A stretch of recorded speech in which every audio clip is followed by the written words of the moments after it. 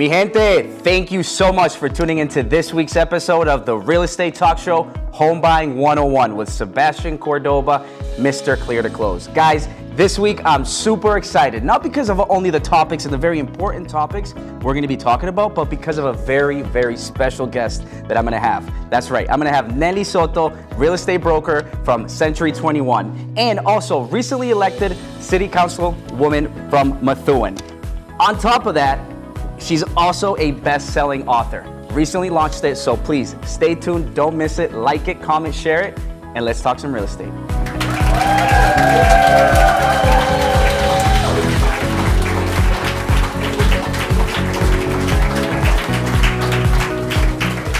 All right, guys, so please, big round of applause, make some noise for my good friend, Neily Soto. Thank you for having me here. It is great to be with you today. I'm excited to share time with all of you today. I love your energy. And thank you for doing this for your community. Thank you. No, Neily, thank you so much. I appreciate you coming on. So before we get into this, I like to also share with everybody, the reason we like to do this is because we're like-minded. I know you like to serve and help the community and give back and educate, right? So thank you, right? So kind of tell us a little bit how you got into the business, kind of what your passions are, and who's Neily? Well, again, we met through the business of real estate. Yeah. And so Neily Soto has been in the industry now 20 plus years. I want to say 21 going on 22. I started early, and I was a young 22-year-old. Okay. And that brings me towards a trajectory of selling real estate, investing in real estate, developing real estate, and the ups and downs of what has happened in real estate in the past 22, as you know. We met through the industry. Yes, that's right. Transactions have been great. They've been sour. But at the end of the day, the purpose of what we do is to help families get into a home that eventually will create wealth and generational wealth for them and their children. Yes. And so that's why we wake up and do what we do. Exactly. And so real estate has been really good to me. And part of that is because it's connected me to people like you, but also to organizations like the National Association of Hispanic Real Estate Professionals. Phenomenal.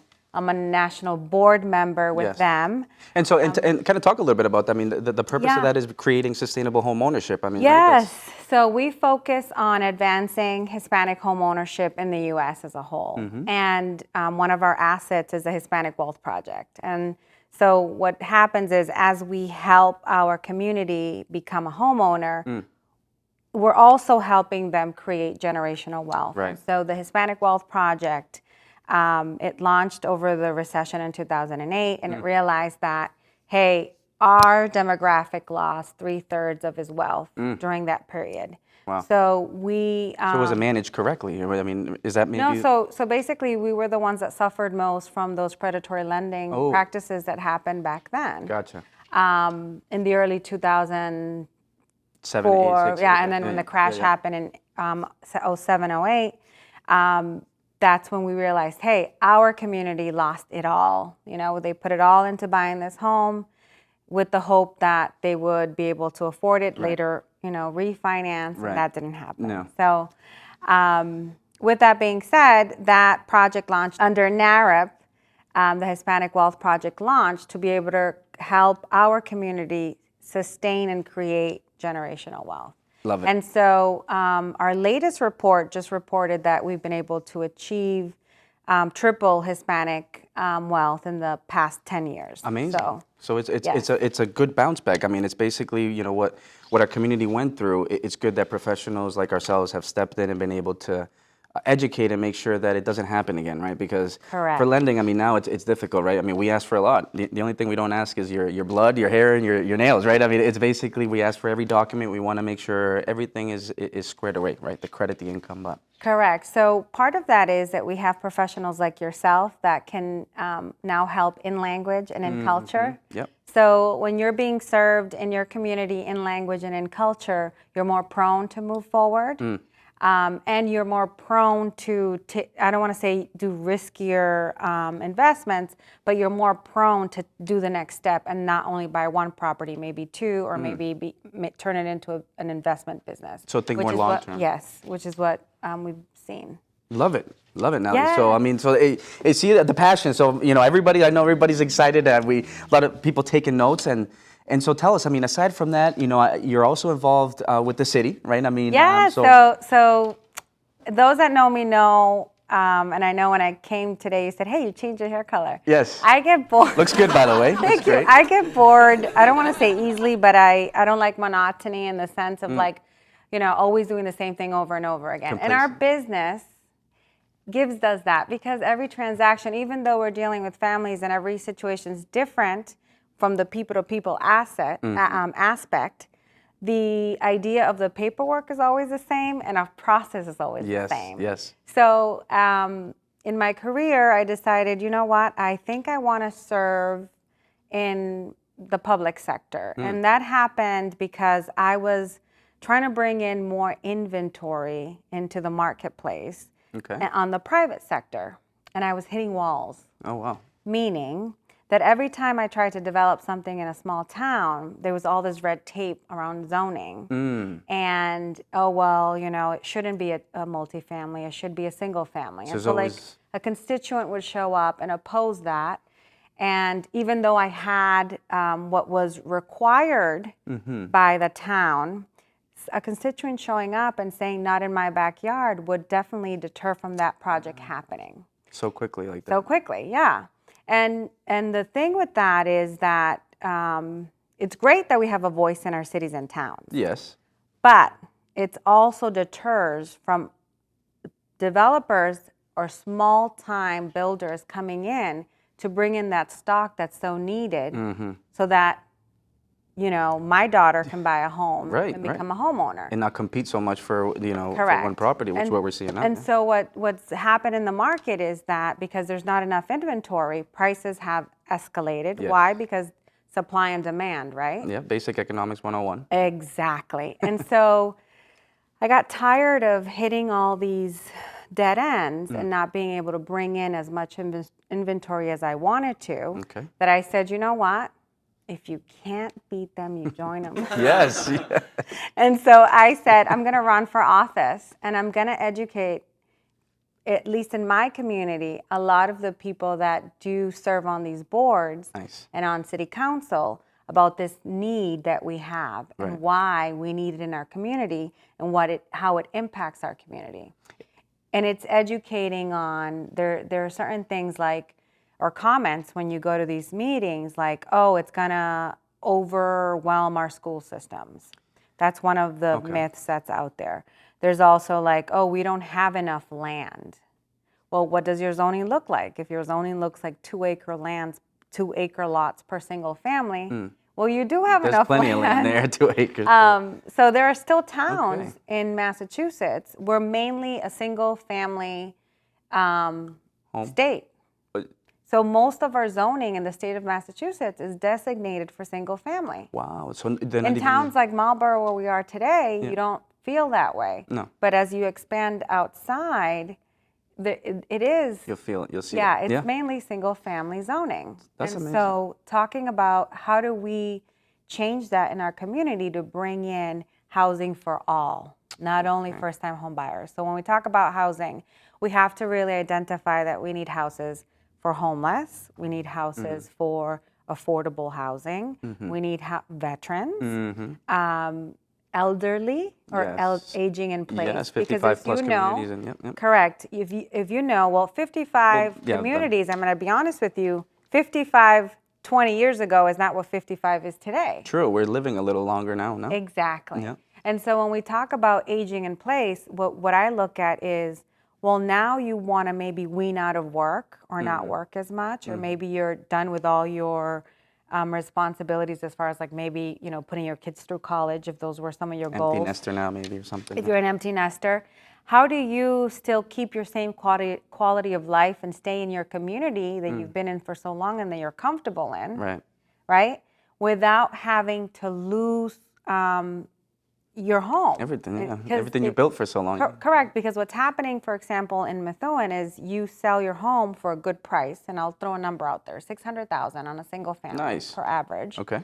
And you go buy another place to live, maybe a condo. All right. And that's $800,000.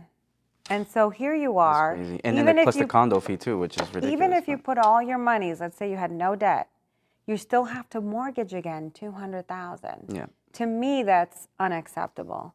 If you want to stay in your community and you want to age in place. Wow.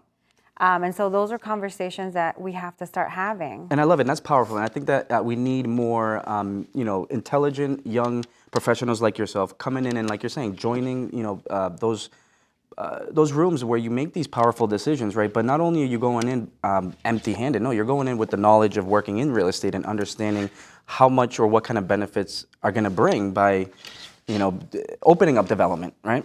Correct. And also opening up the doors for practitioners like you. If you want to become a developer at a smaller scale, how can I bring you into a community and build inventory? Right. Because the big developers are not going to be interested in the projects that you're interested in Correct. as a starter. But you know your community probably even better because you live, work, play here, right? So that's why I decided to go into public policy. And running was really interesting. Okay. Yeah, so tell me, was it running exhausting, I'm sure, or what? So I said to myself, actually my campaign manager, which is also a real estate colleague, I mean, you got to love the real estate community. Once you say you want to do something, they're like, yes, let's do it. Let's do it. Let's go. Collaboration. Let's so go. That was great. So my campaign manager said, we're really going to have to go knock on door. And I said, oh my God, are you serious? I'm not even doing that for business. It's like, yeah, we got to knock on door. We got to make the phone calls. We got to show up at events. We got to do the sign holding. So we did all that. Wow. But how long did it take? I mean, if you don't mind me, how long did you have to? We pre-gamed. Okay. So we started in May. Oof. We pulled papers in July. Okay. And elections were in November. Good for you. So all the way, Hustle. we had weekly meetings, strategy meetings. But knocking on door was probably one of the things that gave me the most insight, right? And because you saw people eye to eye, face to face, you see what they're living. I had conversations. One of the things that they would say to me is like, "You're the only one that came to knock on the door." So I had conversations with constituents that they would say something like, "So and so was the last person I voted for," and when I said, "Oh my God, this person hasn't been on the council for 12 years," so I was talking to people that lost trust in our system. And so what was really impressive about that was that I was able to say, well, if you register to vote, there's hope, right? Because now you've met me, I've listened to you, and I'm gonna follow up with you on your concerns. That's powerful. And so doing that, over and over again, I was able to top the ticket, which my colleagues say that's impressive. Top the ticket. Okay. Yeah. What does that So mean? basically, what they're telling me that means is that I won by like 200 and something votes over an incumbent. Whoa. So that huge. had served 3 terms already in the council. Okay. So the first elected Latina into council in Methuen, which hooray! I'm excited about that. Yes. Big round of applause. Thank Let's you. But, I think it's more that the community felt seen and heard and identified with. So, because I got inboxes or DMs, like we should call it. I got DMs saying like, hey, for the first time, I feel like a mom, a business owner, Wow. Someone that is actually caring for Part of the community. is going to represent me. And so that really made me feel good about the choice of serving because there's one thing that happens, right? The closer you get to your goal, you get like this emotion of like, darn, this is getting real. I might win, and this is going to be a lot. And so that happened to me. And so getting those messages were really inspirational and gave me a lot of hope and really validated the fact that I ran for the purpose of what it is, right? Representing my constituents. Yeah. I don't have aspirations of higher office right now. Okay.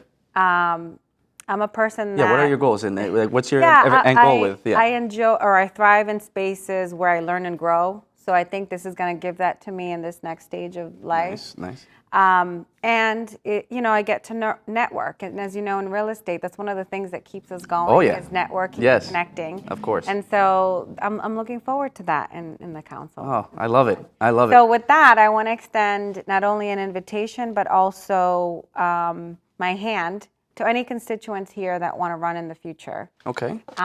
Here in Massachusetts, I am willing to be, of advice or of mentorship.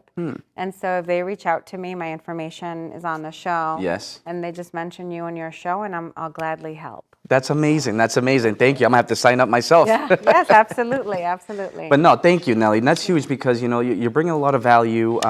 You really care about what you're doing, and you're willing to help, right? You're not willing to just be complacent. You want to see others grow with you, which is beautiful, right? So you. can't do it all by yourselves. And then finally, yes.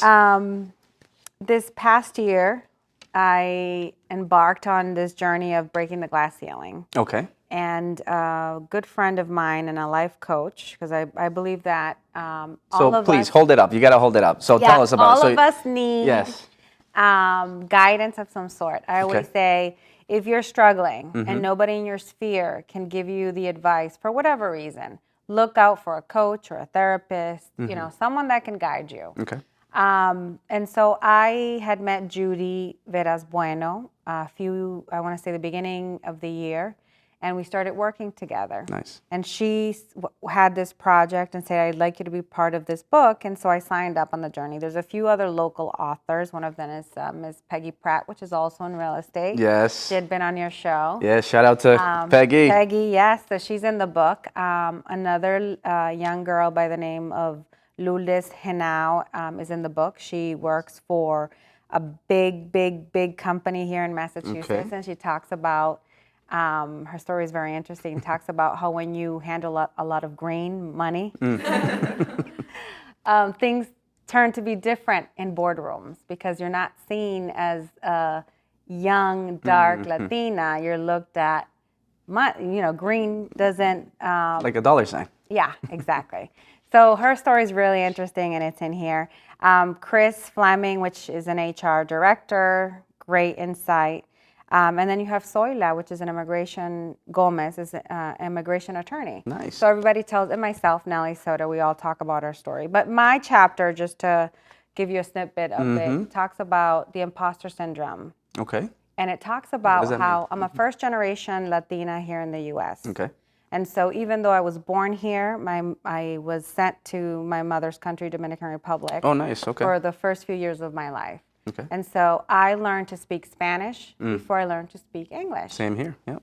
And so what happens with that is when you come back to the U.S., and this is a conversation that I have with other first-generation Latinos, is that I used to think in Spanish. Yes. Before I could reply to you. Yeah. For a long time. Yeah. And so, bottom line, it triggered this imposter syndrome in me where I was like, which side of the aisle do I belong to? Am I full-blown American?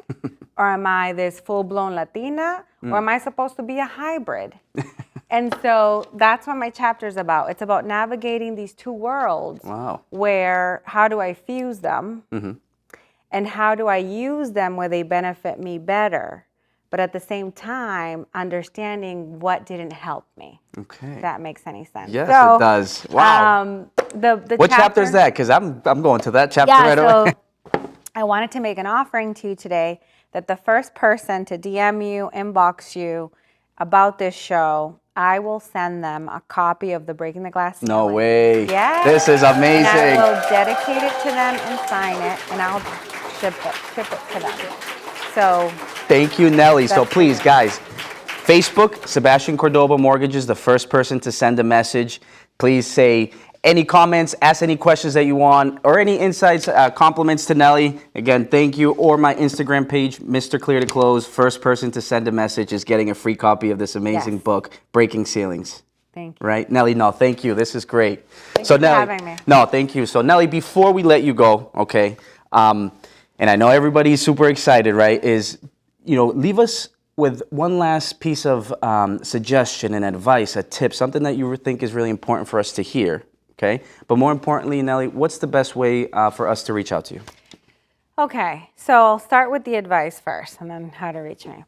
So there's one thing that I live by every day, and it's that when I wake up, I use a gratitude, I don't want to say journal, but a way of expressing gratitude for everything that's in my sphere and my space. But I also am grateful for the things that no longer serve me. So with that, I want to leave a message that if you're stuck or you have certain people around you that you feel are anchoring you, keeping you stuck, understand that it is best for you to move on and move forward. It's a little painful, but in the end, you will see that your environment will flourish. And I am a great and true example of that. Okay. It's in the book, but with that being said, understand that gratitude and understanding you first, serve yourself first, and push forward. Awesome. Thank you. Wow. No, thank you, Neily. And then yes, I can please. be reached at, so Neily Soto, Century 21 Northeast.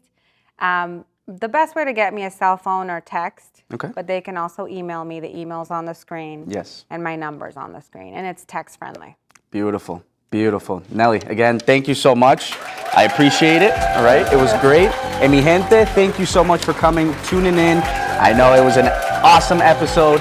Look forward to seeing you guys next week. Please like it, comment, share it, subscribe it. See you next week. God bless.